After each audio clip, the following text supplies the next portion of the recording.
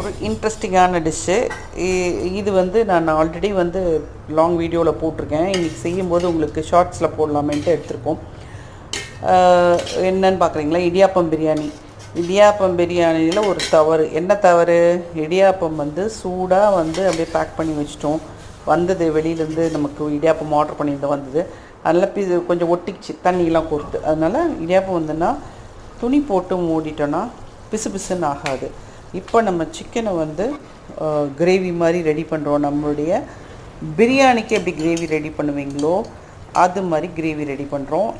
நெய் போட்டாச்சு, புதினா எல்லாம் போட்டு அந்த கிரேவி கொஞ்சம் சுண்டுன உடனே தயிர் கூட நம்ம ஆட் பண்ணியிருக்கோம். அதுக்கப்புறம் வந்து புளிப்புக்கு வந்து லெமன் புளிஞ்சாச்சு. காரத்துக்கு மிளகாய் தூள், அதுக்கப்புறம் வந்து பச்சை மிளகாய் ஆட் பண்ணியிருக்கோம், தனியாக போட்டிருக்கோம். மற்றபடி பிரியாணி டேஸ்ட்டுக்கு உங்கள் வீட்டில் நீங்கள் எப்படி பண்ணுவீங்களோ அது மாதிரி ரெடி பண்ணிவிட்டு கிரேவி கொஞ்சம் தண்ணி பதத்தில் இருக்கும்போது நம்ம அந்த இடியாப்பத்தை வந்து பிச்சு வச்சுக்கணும்.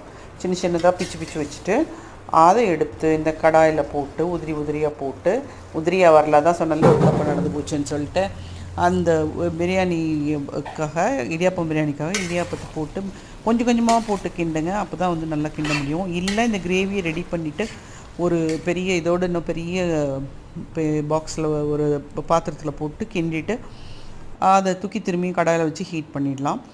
இல்லை உங்களுக்கு இதில் கிண்டுற திறமை இருந்தால் அதிலே கிண்டிடலாம். நமக்கு வந்து நெய் வந்து இதில் நெய்யில் வந்து முந்திரி பருப்பை வறுத்து அது மேலே கார்னிஷிங்காக நம்ம இடியாப்பத்துக்கு மேலே இடியாப்பம் பிரியாணி மேலே கார்னிஷிங்காக போட்டோம் அப்படின்னாக்க சூப்பரான இடியாப்பம் பிரியாணி ரெடி. அதாவது இது வந்து உங்களுக்கு வந்து வயிறெல்லாம் வந்து ரொம்ப ஹெவியாக்காது இடியாப்பம் பிரியாணி. அன்லைக் ரைஸ் பிரியாணி, இடியாப்பம் பிரியாணி வந்து ரொம்ப நல்லாயிருக்கும், சீக்கிரம் டைஜஷன் ஆகும். ஸோ நீங்களும் இந்த மாதிரி ஒரு இடியாப்பம் பிரியாணி ட்ரை பண்ணி பார்த்துட்டு எங்களுக்கு கமெண்ட் பண்ணுங்கள். அது மேலே வந்து கடைசியில் கொஞ்சம் நெய் விட்டால் இன்னும் நல்லாயிருக்குமா. Okay, by.